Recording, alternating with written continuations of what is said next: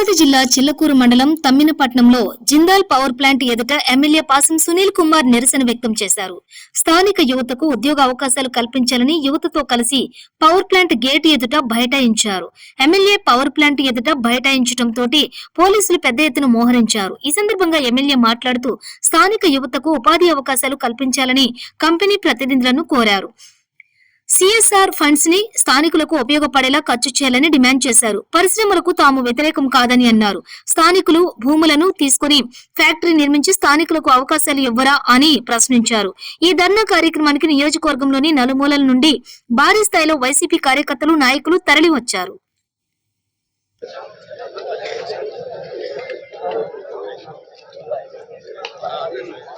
అందరం కూడా వాళ్ళకి ఎటువంటి అబ్జెక్షన్ పెట్టకుండా స్వాగతం పలికాం. సరే, ఆ రోజు నుంచి ఈ రోజు కింద పెట్టి నామా వాళ్ళు 18,000 రూపాయలు ప్రతి మత్స్యకార కుటుంబానికి ఇచ్చారు.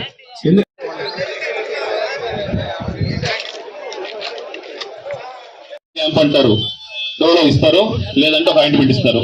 ఇది మెడికల్ క్యాంప్ అయిపోయింది. తీసి నెక్స్ట్ ఎల్ఈడి లైట్లు ఆడాడు 4 వేసేది, దానికి పెద్ద ప్రోగ్రామ్ పెట్టేసి ఆ నుంచి గెస్టులు పిలిచేది. తమరు మీ గురించి మాకు ఎప్పటి నుంచో తెలుసు. పేదల కష్టాన్ని మీరు సహించేవాళ్ళు కాదు. నిరుద్యోగం అంటే మీకు నచ్చదు.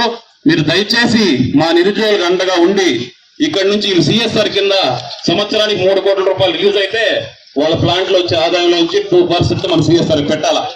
వాళ్ళు చేసే సిఎస్ఆర్ పనులు ఏంటంటే తెలియజేస్తున్నా. కాబట్టి ఈరోజు ఒక మంచి కార్యక్రమానికి విచ్చేసాను.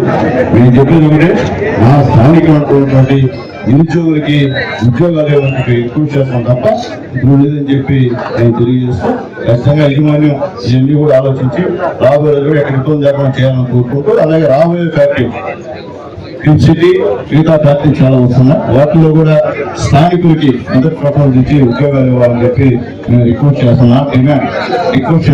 కాబట్టి మా రిక్వెస్ట్ ని, మా విన్నపాన్ని ఫ్యాక్టరీ యజమాని అంగీకరించాలని చెప్పి కోరుతూ ఈరోజు 1-2 ఉద్యోగస్తుల వల్ల చనిపోయారు ఎందుకంటే ఇక్కడ స్థానికులు గేట్ జరిపోయినప్పుడు వాళ్ళని ఎక్కడెక్కడ మాట్లాడడం, ఆడ మాట్లాడిన వాళ్ళని ఉద్యోగులు రాని అక్కడ పెట్టడం, వాళ్ళు చూస్తే మా రిజల్ట్ తీసుకొచ్చేది వర్క్ చేసుకోవడం, తీసేయడం, బయటపడడం పని చేస్తారు చెప్పాం. ఖచ్చితంగా తెలుగు పెట్టమని చెప్పాం. వాళ్ళు వచ్చిన వాళ్ళు కూర్చోబెట్టి మారమని చెప్పాం. ఎందుకంటే ఏదో భూములు తీసుకొని ఫ్యాక్టరీ పెట్టిన్నాం. కాబట్టి స్థానికులకి మీరు ఖచ్చితంగా గౌరవించి, అలాగే స్కిల్ డెవలప్మెంట్ సంబంధించి కూడా మాట్లాడా. అది కూడా మా ఊరికి ఏ పని మీద వాళ్ళకి ఒక ట్రైనింగ్ ప్రోగ్రామ్ ఇస్తే దాంతో ఫుడ్ అయితే వాళ్ళు కూడా ముందు ట్రైనింగ్ ఇచ్చి చేర్చుకోవాలని చెప్పి కూడా యజమాని రిక్రూట్ చేసామని చెప్పి నేను తెలియజేస్తున్నా.